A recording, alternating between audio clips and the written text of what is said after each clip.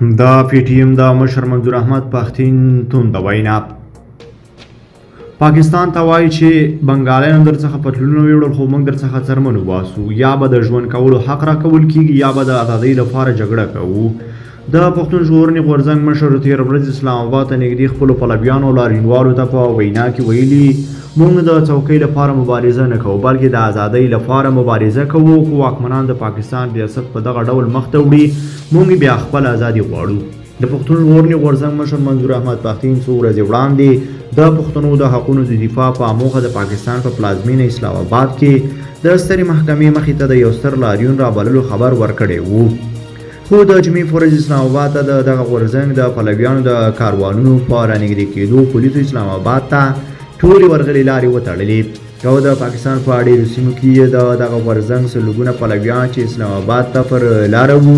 ونیول او بندیان یې کړل.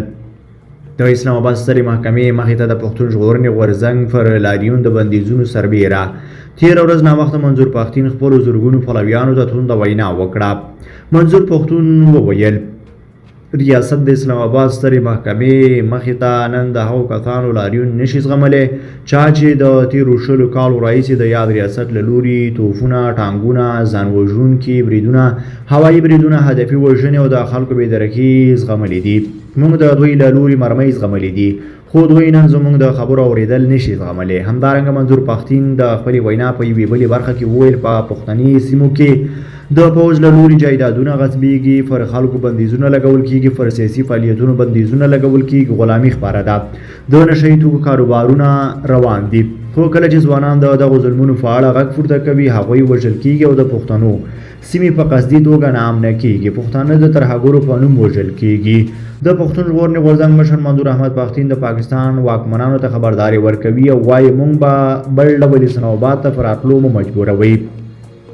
دا به ستاسو په ګټه نه وي او تاسو ته به په خپله زیان واوړي، نور موږ آرام نه کینو. د پښتون ژغورنې غورځنګ غړي وایي کو د پوځ له لوري د یاد غورځنګ یو شمېر مهم غړي چې د پوځ له لوري تښتول شوي خوشي نشي او د دوی غوښتنې ونه منل چې د دوی راتلونکی ګام به تر دې هم سخت وي.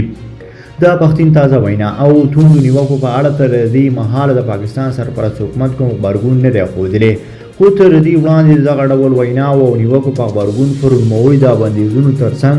یو لړ قضیې هم ثبت شوي دي.